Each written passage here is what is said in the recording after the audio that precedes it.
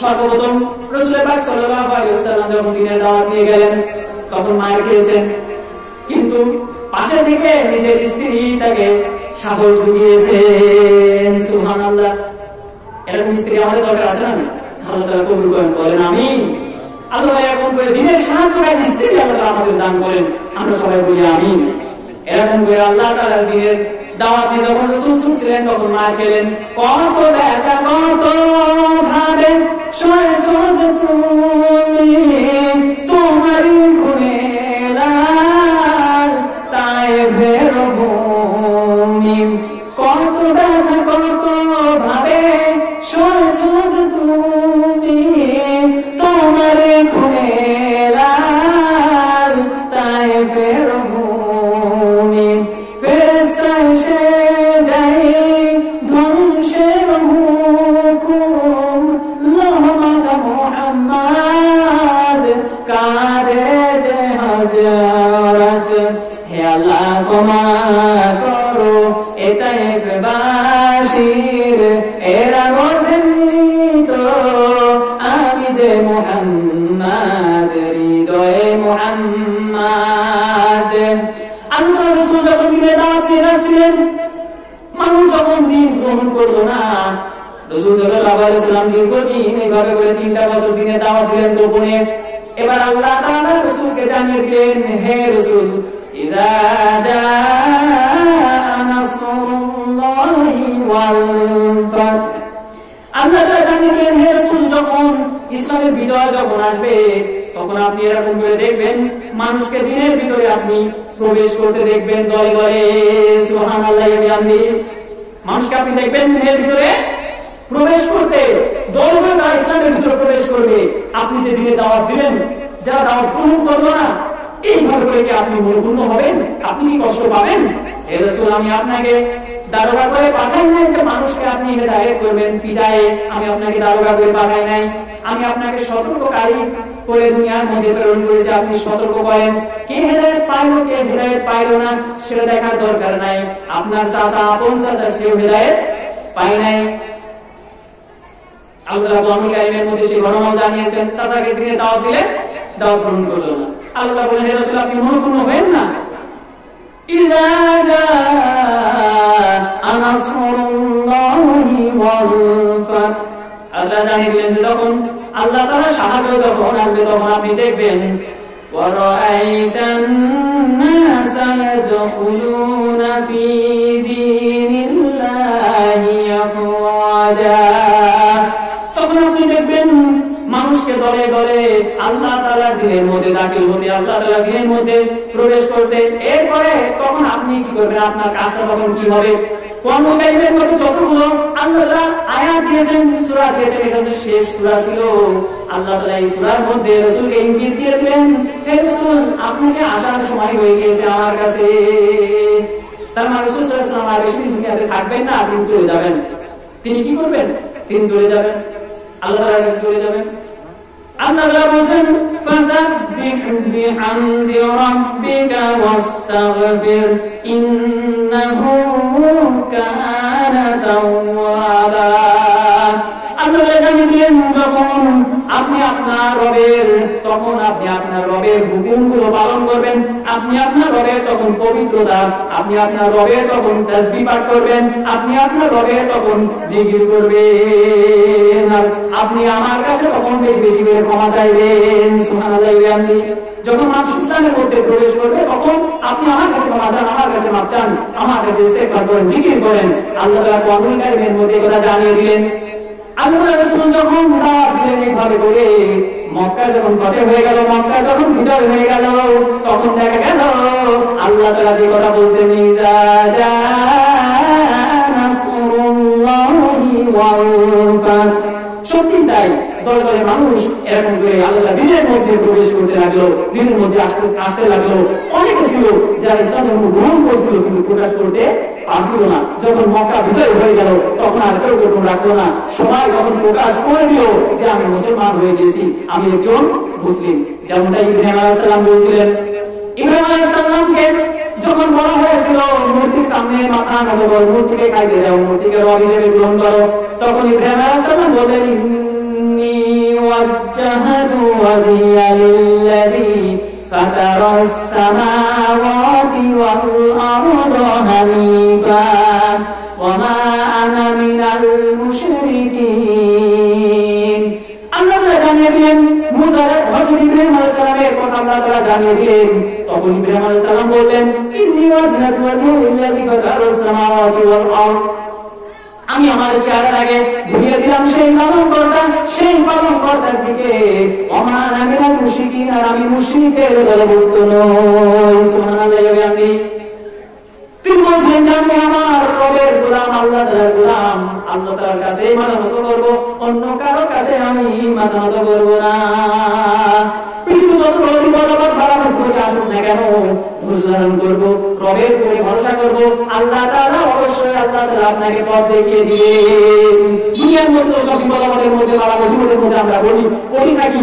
আল্লাহ তাআলা বলেন সব বাড়া মুসিবত বিপদ সব তোমাদের দুই হাতের কামাই আল্লাহ বলেন এমন আরো অসংখ্য গুনাহ রয়েছে সমস্ত গুনাহের পাকড়াও আমি করি না সমস্ত গুনাহের পাকড়াও যদি আমি করতাম তাহলে দুনিয়ার মধ্যে বসবাস করার মতো সুযোগ তোমরা পাইতে না সমস্ত কিছু যা ছিল এরকম করে বিপদ আপদ সব তোমাদের হাতের কামাই যে গুনাহগুলো করছো এই গুনাহের প্রতিফল তোমরা দুনিয়ার মধ্যে পাচ্ছো আমাকে দোষ দিও না আর এই অবস্থা আমি দেখছি আর এরকম করে সারের উপরে যখন ঠান্ডা দিয়েছে বৃষ্টি চলে আসছে আরে আল্লাহর সুযোগ পেল না সময় পেল না বৃষ্টি মস্তে জম্মের মরা মস্তে মহিলারা কয় বেশি কারা কয় আমার মায়েরা বলে আমার বোনেরা বলে এই কথাগুলো সবচেয়ে বেশি বলে যে জম্মের মরা মস্তে বৃষ্টি জম্মের রোদ হস্তে এত হস্তে কেমন এইভাবে কথাগুলো বলে অথচ আল্লাহ তাআলা বৃষ্টি দেন আল্লাহ তাআলা মেঘ দেন আল্লাহ তাআলা ঠান্ডা দেন আল্লাহ তাআলা গরম দেন কে দেয় এগুলো আল্লাহ বলেন মারাজাল বাহরাইনি ইয়ালতাকিয়ান এই সমস্ত এরকম করে রয়েছে সমুদ্রগুলো এই সমুদ্রের ভিতরে যত সব নাজ নিয়ামত সব তো আমি দিয়েছি আর এই সমুদ্রের মধ্যে আমি দুইটা দিয়েছি এরকম সমুদ্রের মধ্যে আমি দিয়ে দিয়েছি একটা পাক এক পাশে নোনা পানি এক পাশে মিষ্টি পানি এটাকে বলে কেউ তো আলাদা করে লিল্লাহি মা ফিস সামাওয়াতি ওয়া মা ফিল আরদ আর তা ব্রহ্মাণ্ড ভূমণ্ডলের ভিতরে যা কিছু আছে সবকিছু আমি তো সৃষ্টি করেছি এরপরেও তোমরা আমাকে গালি দাও দেখো বৃষ্টিকে গালি দেওয়া মানে কিন্তু আল্লাহ তাআলাকে গালি দেওয়া রোদকে গালি দেওয়া মানে আল্লাহ তাআলাকে গালি দেওয়া ঠান্ডাকে গালি দেওয়া আল্লাহ তাআলাকে গালি দেওয়া গরমকে গালি দেওয়া আল্লাহ তাআলাকে গালি দেওয়া মৌসুমকে গালি দেওয়া আল্লাহ তাআলাকে গালি দেওয়া সুতরাং আপনি গালি দিবেন না আপনার ফসল হয় নাই এর মধ্যে কোন দান আছে হয়তো আপনার পা ভেঙে যেত কি যেত ফসলের উপর দাঁড়া দিয়ে দিয়েছে নিয়ে উঠাই নিয়েছেন হয়তো আপনি মারা যাইতেন অ্যাক্সিডেন্ট করে একটা বিপদ হয়েছে যে বিপদের কারণে ছোট্ট একটা বিপদের কারণে বড় বিপদ আল্লাহ তাআলা উঠাই নিয়েছেন সুতরাং আপনি কেন রবকে গালাগালি দিবেন যে রব আপনার জীবন দিল সে রবকে আপনি কেন হবে কিভাবে আপনি গালাগালি করতে পারেন আল্লাহ তাআলা বলছেন যে দেখো আমি দুনিয়ার মধ্যে তোমাকে প্রেরণ করেছি একদিন কিন্তু আমার কাছে আশা লাগবে না আল্লাহ বলছেন মিনহা খলাকনাকুম وفيها نعيدكم ومنها نخرجكم تارة أخرى আল্লাহ তাআলা জানিয়েছেন মিনহা খলাকনাকুম বান্দা ওই মাটি থেকেই তোমাকে সৃষ্টি করা হয়েছে অফিয়া মুঈদুকুম আবার ওই মাটি থেকে তোমাকে ফিরে যাওয়া লাগবে ওয়ামিনহা নুখরিজুকুম তারাতান উখরা আল্লাহ তাআলা জানিয়ে দিলেন বান্দারে ওই মাটি থেকে আবার আমার কাছে তোদের সবাইকে আশা লাগবে ওই মাটি থেকে আবার আল্লাহ তাআলার কাছে যাওয়া লাগবে কি লাগবে না ভাই সুতরাং আমরা বড় ইবাদত করব জীবনে যে ভুল ত্রুটিগুলো রয়েছে এই ভুল ত্রুটিগুলো আমরা আল্লাহ তাআলার কাছে বলবো যে আল্লাহ তাআলা আপনি আমার জীবনের সমস্ত ভুল ত্রুটিগুলো মাফ করে দেন ক্ষমা করে দেন আল্লাহ জিনা করে ফেলেছি কেউ জানে না আপনি জানেন আল্লাহ অন্যায় করছি কেউ জানে না আপনি জানেন আল্লাহ সুদ খেয়ে ফেলেছি জীবনে কেউ জানে না আপনি জানেন আল্লাহ ঘুষ খেয়ে ফেলেছি জীবনে কেউ জানে না আপনি জানেন আল্লাহ এই অপরাধটা করছি চোখের জিনা করে ফেলেছি অন্তরের জিনা করে ফেলেছি হারাম সম্পর্কের মধ্যে আমি রয়েছি রব আপনি যদি আমাকে এই হারাম সম্পর্ক থেকে যদি আপনি হেফাজত না করেন আপনি যদি এখান থেকে আমাকে বের না করেন তাহলে আমাকে বের করার আর কেউ নাই আমি তো পারছি না আল্লাহ আমি হারাম সম্পর্কের মধ্যে এখনো পড়ে আছি আল্লাহ আপনি আমার হারাম সম্পর্ক থেকে দূরে রাখেন আপনি চেষ্টা করেন হারাম সম্পর্কের মধ্যে যারা রয়েছেন আল্লাহর নামে কসম করে বলতে পারি এই হারাম সম্পর্কের কারণে আপনার যে অন্তরের মধ্যে ইমানের যে আলো রয়েছে যে বাতিটা রয়েছে এটা আস্তে আস্তে আস্তে আস্তে উঠে যাচ্ছে অন্তরের মধ্যে কালো দাগ পড়তে আছে এই যে ইমানের যে একটা অবস্থা এটা আস্তে আস্তে এরকম করে করুণের দিকে চলে যাচ্ছে খারাপের দিকে চলে যাচ্ছে আপনি রবকে চেনেন আপনি আপনার রবকে জানেন রবকে বোঝেন হারাম সম্পর্ক বাদ ভাবতেন একদিন বিয়ে হবে ইনশাআল্লাহ। এই যুবক ভাইরা, এই যুবক বোনেরা যারা রয়েছেন, তারা উদ্দেশ্য করে বলছে হারাম সম্পর্কের মধ্যে এখন যারা রয়েছে তো আপনারা আজকেই এখনই এখন বলতে পারেন যে আপনি যদি মানুষের মন ভাঙি তাহলে আমার গুনাহ হবে না? পুলিশ শয়তান এখনই যে বলবেন যে তোর সঙ্গে ব্রেকআপ, কি না ব্রেকআপ আর সম্পর্ক নেই, যদি বলে যে মানুষের মন ভাঙা তো গুনার কাজ, ওই মানুষের মন ভাঙা ফরজ। কি ফরজ ভাই? শুভ ফরজ, ফরজ আইন। যারা এখনই রয়েছেন আজকে মেসেজ করবেন, এরকম করে যে মেসেজ বলবেন যে তোমার সঙ্গে ব্রেকআপ যদি আল্লাহ তাআলা বাঁচিয়ে রাখে আর তোমার সঙ্গে যদি আমার এরকম করে বিবাহ যদি এরকম আল্লাহ লিখে রাখে তাহলে বিবাহ হবে। আজকে থেকে কথা বন্ধ, স্টপ, সবকিছু বন্ধ। আর যুবকরা এটা বলতে চাই যে দেখো যদি এরকম করে তোমারা যদি প্রেম করতে হয় তাহলে বিয়ে করে প্রেম করবে। কি করি? বিয়ে থেকে না বাপের বলো মায়ের বলো, তবে তার আগে নিজে ইনকাম করতে হবে।